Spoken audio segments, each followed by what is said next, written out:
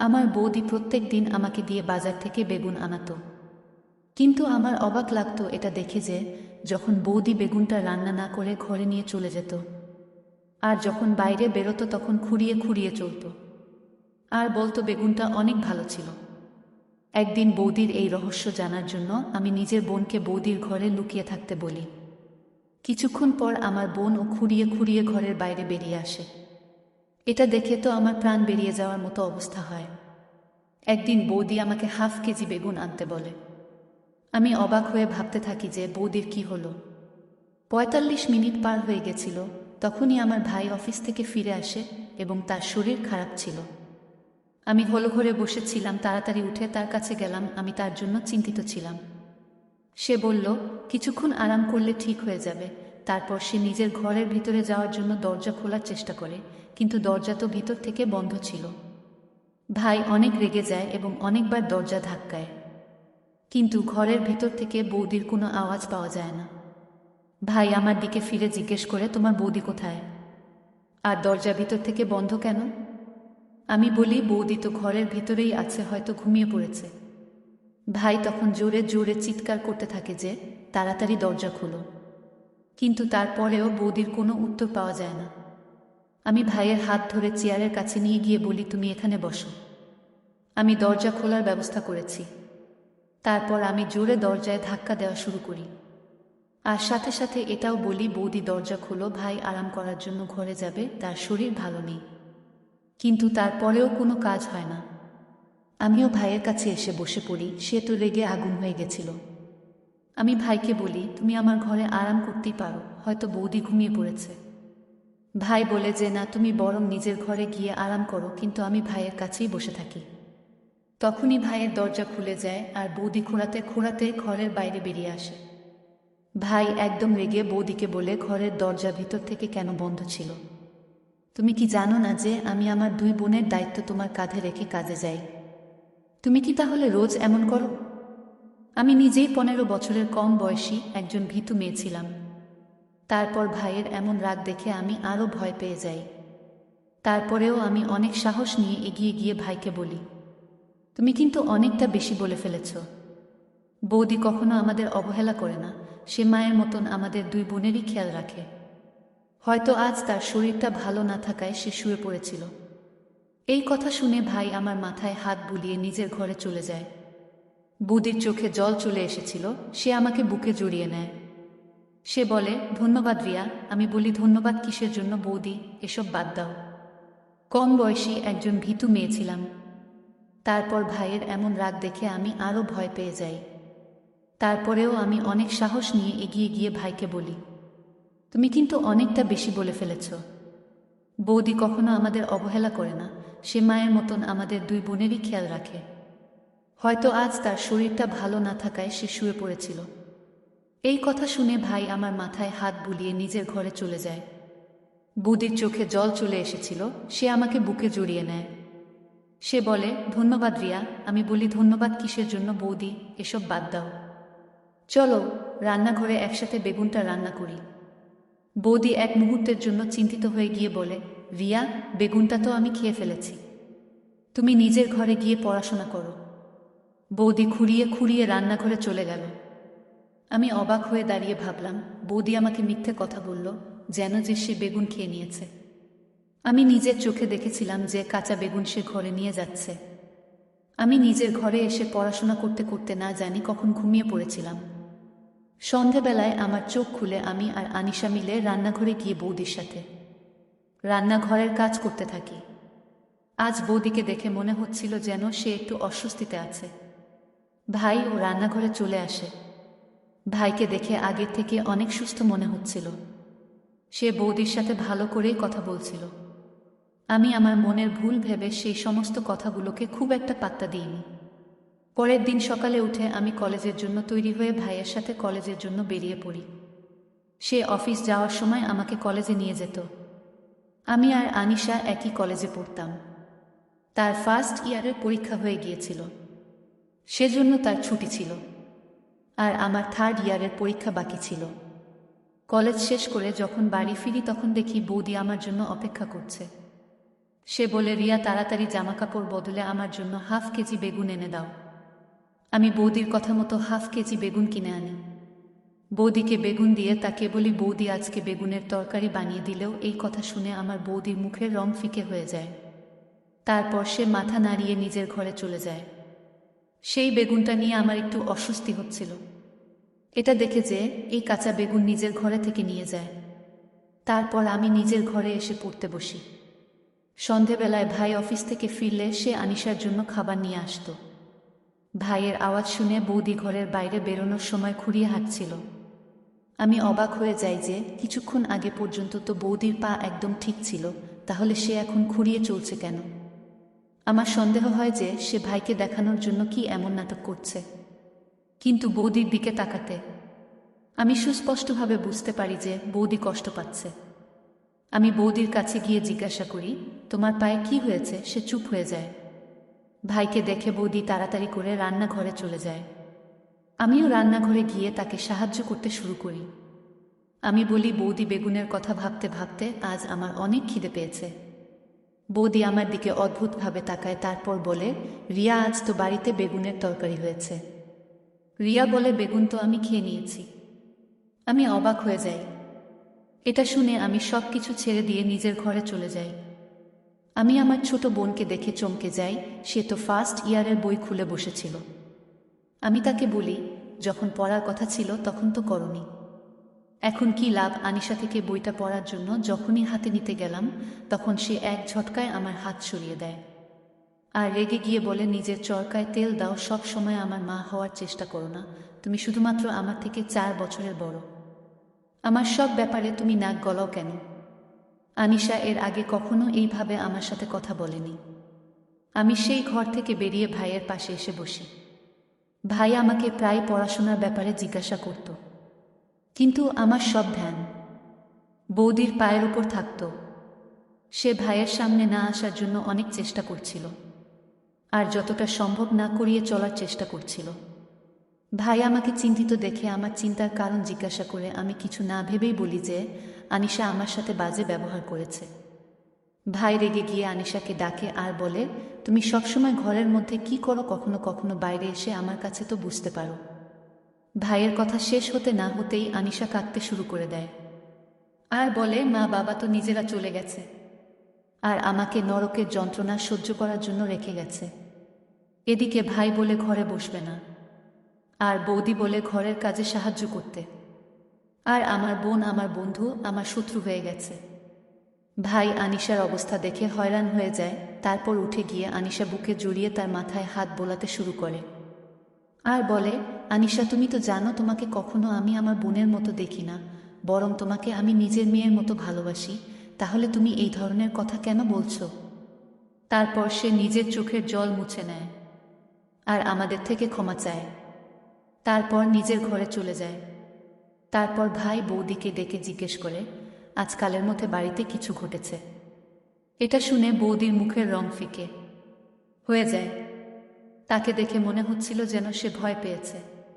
তখন বৌদি বলে, হ্যাঁ, আনিশা সব সময় নিজের ঘরে থাকে, সেই জন্য কালকে আমি তাকে বলেছিলাম একটু বাড়ির কাজে আমাকে সাহায্য করতে, হয়তো এই কথা তার খারাপ লাগে, কিন্তু কেন জানি না আমার মনে হয় বৌদি কিছু একটা আমাদের থেকে গোপন করছে, কিছু না কিছু গণ্ডগোল তো ছিল। পরের দিন ভাই আমাদের বাড়ির জন্য টিভি নিয়ে আসে, ভালো ভালো বই আর উপন্যাস আনিশার হাতে তুলে দিয়ে বলে, আজকের পর থেকে তুমি আর বড় হবে না। বৌদির হাতে লড়ো দিয়ে বলে, তুমি আর রিয়া মাঝে মধ্যে লুডো খেলো। বৌদি হেসে নিজের ঘরে চলে যায় আর আমিও নিজের ঘরে চলে যাই। আনিশা বলে, আমি তো সারাদিন সিনেমা দেখি আর তুমি বই পড়বে। আমারও লোভ হচ্ছিল, কারণ ভাই আনিশার জন্য ছোটদের দেখার অনেক মুভি নিয়ে এসেছিল। আমি অনেক রাত পর্যন্ত জেগে বই পড়তাম। আমি পড়ছিলাম, সে সময় বৌদিকে নিজের ঘর থেকে বেরোতে দেখি। সে ধীর পায়ে ছাদের দিকে চলে গেল। এই সময় ছাদে বৌদি কেন যাচ্ছে এটা দেখে আমার চিন্তা হয়। আমি পড়াশোনা বন্ধ করে বাইরের দিকে দেখতে থাকি। প্রায় 1.5 ঘন্টা পর বৌদি নিচে নেমে আসে আর নিজের ঘরে চলে যায়। এসব আসলে কি হাতছিল? এটা কি আমার মন পড়াশোনায় বসতুই না? আমি কলেজ থেকে ফেরার পর বৌদি আমার হাতে পয়সা ধরিয়ে দিয়ে বলে, বেগুন কিনে আনো। আমি জামা কাপড় বদলানোর জন্য ঘরে যেতেই চমকে যাই যে আনিশা সেকেন্ড ইয়ারের কেমিস্ট্রির বই পড়ছিল। আমাকে দেখে সে ঘাবড়ে গিয়ে তাড়াতাড়ি বইটা ফেলে দিয়ে ঘরের বাইরে চলে যায়। আমি ভাবলাম আগে বৌদিকে বেগুনটা এনে দিই, আনিশার ব্যাপারটা পড়ে দেখব। আমি বেগুন এনে দিই, বৌদি আমার হাত থেকে বেগুনটা নিয়ে কোনো কথা না বলে নিজের ঘরে চলে যায় এবং ভিতর থেকে ঘরের দরজা বন্ধ করে দেয়। এই সব কিছুকে খুব একটা পাত্তা না দিয়ে আমি আনিশার ব্যাপারটা দেখতে ঘরের ভিতর চলে যাই। তখন আনিশা বলে, রিয়া, তুমি রোজ রোজ বৌদিকে বেগুন এনে দিও না। আমি অবাক হয়ে যাই আর ভাবি সেরকম কথা কেন বলছে। আমি জিজ্ঞেস করি, কেন, কি হয়েছে?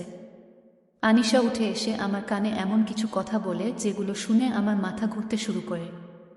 আমি আনিশার কথায় অবিশ্বাস করতে পারতাম না, কারণ সে সবসময় ঘরে থাকত।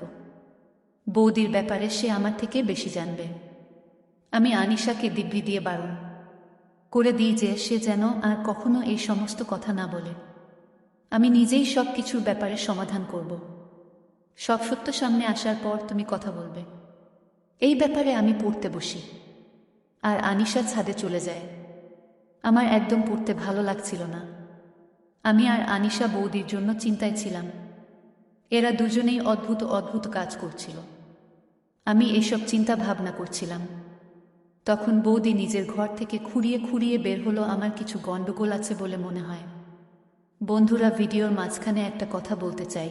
আমি তোমাদের সর্বদা হাসি খুশি রাখার জন্য খুব কষ্ট করে ভিডিও বানাই। তাই তোমাদের কাছে অনুরোধ থাকবে, অবশ্যই ভিডিওটি দেখে একটি লাইক করবেন এবং SMAGK চ্যানেলটি সাবস্ক্রাইব করে পাশে থাকবেন। তো আমি জিজ্ঞাসা করি, বৌদি বেগুন কোথায়? বৌদি বলে, আমি তো বেগুন খেয়ে নিয়েছি। অনেক সুস্বাদু বেগুন ছিল।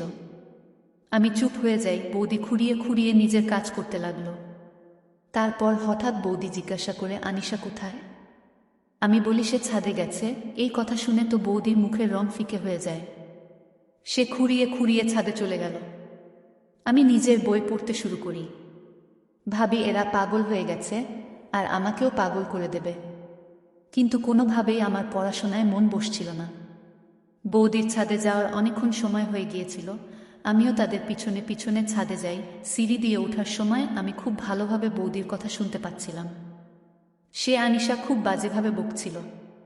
আনিশার কান্নার আওয়াজও শোনা যাচ্ছিল। নিজের বোনের জন্য আমার খুব দুঃখ লাগছিল। আমি যখনই ছাদে পৌঁছাই, বৌদি আমাকে দেখে ভয় পেয়ে যায়। সে আনিশাকে বুকে জড়িয়ে খুব ভালোভাবে বলে, লুডো খেলবে না? বৌদির সাথে আনিশা নিজের চোখের জল মুছে জোর করে হাসার চেষ্টা করছিল। আমি তাদের দুজনকে এভাবে দেখে অবাক হয়ে যাই।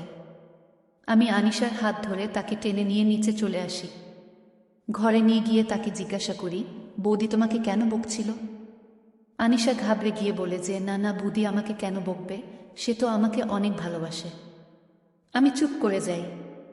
আমি বলি, আনিশা, আমার তোমার সাহায্যের প্রয়োজন আছে। আমি বৌদির রহস্য জানতে চাই। সেদিন তুমি আমাকে যে কথাগুলো বললে সেগুলো শুধু তোমার মনের ভুল, কিন্তু আমি চাই তুমি আমাকে প্রমাণ দেখাও। কালকে যখন আমি বৌদিকে বেগুন কিনে এনে দেব, তুমি চুপ করে বৌদির ঘরে লুকিয়ে থাকবে আর দেখবে বৌদি কি করে বেগুন খায় আর সে কেন খুঁড়িয়ে খুঁড়িয়ে ঘরের বাইরে বের হয়। আমার কথা শুনে আনিশা বলে, রিয়া, আমি তোমাকে সাহায্য করব। পরের দিন যখন কলেজ থেকে বাড়ি ফিরি তখন দেখি বৌদি আমার জন্য অপেক্ষা করছে। সে বলে, রিয়া, তাড়াতাড়ি আমার জন্য বেগুন এনে দাও। আমি মুখ ধুয়ে ঘরে চলে যাই আর আনিশাকে সব বুঝিয়ে দিই। যখনই আমি বৌদিকে ডাকবো তখনই তুমি তার ঘরে গিয়ে লুকিয়ে পড়বে। আমি বৌদিকে তুমি তার ঘরে গিয়ে লুকিয়ে পড়বে। আমি বৌদিকে ডেকে বললাম, এখন বেগুনের দাম আগে থেকে বেড়ে গেছে, আমাকে আরও কিছু টাকা দাও। বৌদি হেসে বলে, হ্যাঁ, আমি এখনই দিচ্ছি। ব্যাস এইটুকু সময়ের মধ্যে আনিশা বৌদির ঘরে গিয়ে লুকিয়ে পড়ে। আমি বেগুন আনার পর বৌদি খুশি হয়ে আমার কাছ থেকে বেগুন নিয়ে নিজের ঘরে চলে যায়। আমি হল ঘরে গিয়ে বিড়ালের মতো পাক খাচ্ছিলাম। ৪৫ মিনিট পর বৌদির ঘরের দরজা খুলে খুঁড়িয়ে খুঁড়িয়ে বের হয়। সে রান্নাঘরে চলে যায়। আনিশা খুঁড়িয়ে খুঁড়িয়ে ঘর থেকে বের হয়। তাকে দেখে আমার ভয় লাগে আর আমি তাকে ধরে ঘরে নিয়ে আসি। তারপর জিজ্ঞাসা করি, বলো, কি জানতে পেরেছ? তাকে দেখে অনেক চিন্তিত মনে হচ্ছিল। তখন আনিশা বলে, রিয়া, আমি তো তোমাকে প্রথমেই বলেছিলাম বৌদি লুকিয়ে লুকিয়ে বাড়ির বাইরে যায়। যে জানালা দিয়ে যায় সে একটু অন্যরকম। সেখান থেকে বেরোনোর সময় পেটে চোট লাগে, সেজন্য বৌদি খুঁড়িয়ে খুঁড়িয়ে চলে। আমিও সেই জানালা দিয়ে বৌদির পিছনে পিছনে যাওয়ার চেষ্টা করি, কিন্তু এই চোটের জন্য আমি আর এগোতে পারি না। আমি আনিশাকে দিব্যি দিই যাতে সেসব কথা ভাইকে না বলে। সে বলে আমি কি পাগল যে ভাইয়ের সংসার নষ্ট করব। আমি আনিশার হাতে একটা বই দিয়ে বলি যে তুমি এটা পড়ো। আমি তার মাথা থেকে এই কথাগুলো সরাতে চাইছিলাম, কিন্তু নিজেই চিন্তায় ছিলাম যে বৌদির ব্যাপারে ভাইকে বলবো না কি বলবো না। বৌদি তো আমাদের সাথে খুব ভালো ব্যবহার করত, কিন্তু সে ভাইয়ের সাথে অন্যায় করছিল। এইসব ভাবতে ভাবতে আমার ঘুম চলে আসে।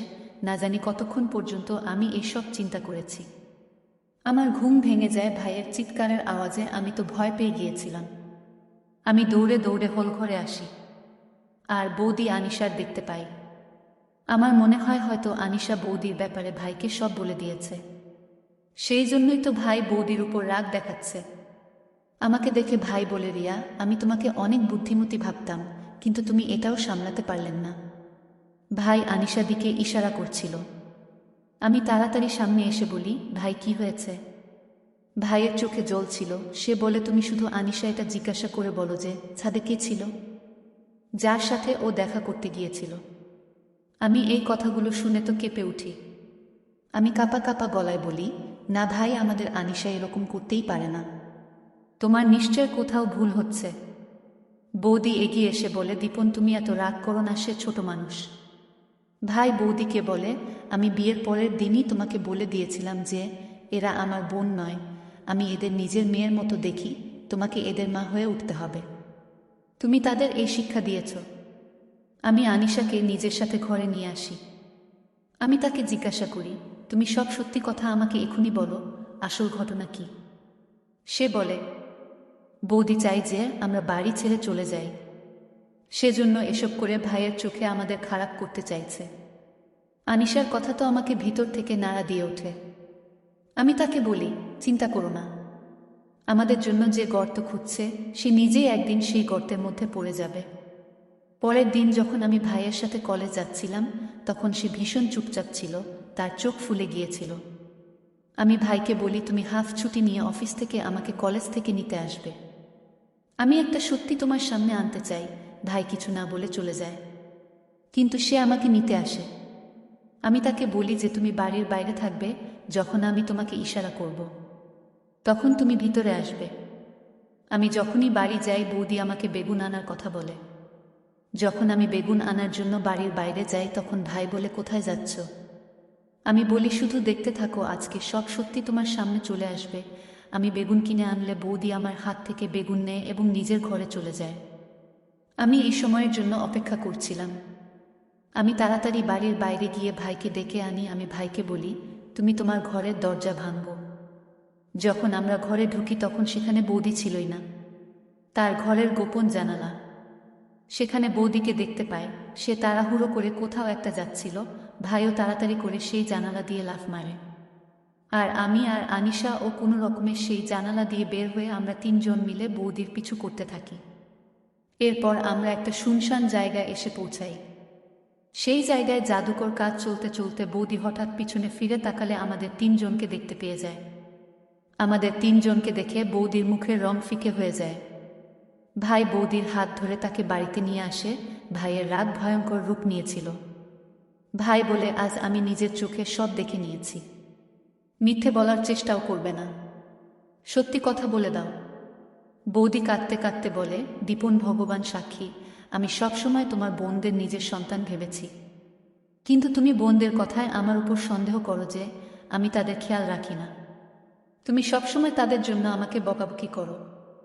আমার একটা মনের ভুল হতো যে তুমি হয়তো আমাকে আর ভালোবাসো না, এমন মনে হতো যে তুমি হয়তো অন্য কাউকে ভালোবাসো, সেজন্য আমাকে ডিভোর্স দিয়ে দেবে। এই কথা আমি আমার বউ দিদিকে বলতেই সে বলে, একটা পীর বাবা আছে যে খুব ভালো জাদু করে, যার ফলে স্বামী হাতের মুঠোয় চলে আসবে, সেই জন্য আমি তোমাদের লুকিয়ে সেখানে যেতাম। বাবা বলেছিল পুরো 40 দিন হাফ কেজি বেগুন তাকে এনে দিতে হবে, আর এইসব করা 35 দিন হয়ে গেছে। তোমাদের চলে যাওয়ার পর আমি এইসব করতাম, সেই জন্য আমি ঠিক করে আনিশার খেয়াল রাখতে পারতাম না। আনিশা পাড়ার বখাটে ছেলের সাথে সম্পর্কে জড়িয়ে পড়েছে। আনিশার উপর আমার সন্দেহ হয়, সেই জন্য মাঝ রাতে উঠে আমি ছাদে যাই। তখন আমি দীপনের চিঠি পাই, যেখানে আনিশার অনেক প্রশংসা লেখা ছিল। সেই চিঠি আমি আনিশাকে দেখিয়ে বলি যে, তোমার এইসব কার্যকলাপ আমি তোমার ভাইকে বলে দেব, তুমি এইগুলো আর করো না। তখন আনিশা আমাকে নিজের শত্রু ভাবতে শুরু করে। আমি ঠিক করেছিলাম যে সপ্তাহ 4 কাজ করার পর আমি আনিশার ব্যাপারটা দেখব, কিন্তু আমার কাজ পূর্ণ হওয়ার আগেই তোমরা সবটা জেনে গেলে। আমি লজ্জিত যে আমি আনিশার খেয়াল ঠিক করে রাখতে পারিনি। আমি আনিশার পাশে দাঁড়িয়েছিলাম আর সে মাথা নিচু করেছিল। ভাই এগিয়ে গিয়ে আনিশার মাথায় হাত রেখে বলে, যদি দীপনও ভালো ছেলে হতো তবে আমি নিজে তার সাথে তোমার বিয়ে দিতাম, কিন্তু সে ভালো মানুষ নয়। আনিশা বলে, ভাই আমি আবেগে বসে ভুল কাজ করে ফেলেছি, না হলে রিপনের উপর আমার কোনো আগ্রহই ছিল না। ভাই হেসে দেয়, তারপর সে আমাদের দুজনকে ঘরে পাঠিয়ে দেয়। হয়তো এইবার বৌদির সাথে কোনো বোঝাপড়া করবে। সে কখনো আমাদের সামনে বৌদিকে বকাবকি করত না। আমি ভাইকে বলি, ভাই বৌদিকে কিছু বলবে না, সে আমাদের মায়ের মতো। এই কথা শুনে বৌদি আমাদের দুই বোনকে বুকে জড়িয়ে নেয়। আবারও একবার সুখ শান্তি আমাদের ঘরে বিরাজমান হয়ে ওঠে। তো বন্ধুরা, আজকে এই পর্যন্তই। ভিডিওটি দেখার পর যদি তোমাদের ভালো লাগে তাহলে অবশ্যই একটি লাইক করবেন এবং কমেন্ট করে তোমাদের মতামত জানাবেন, আর চ্যানেলটি সাবস্ক্রাইব করে সাথেই থাকবেন। ধন্যবাদ।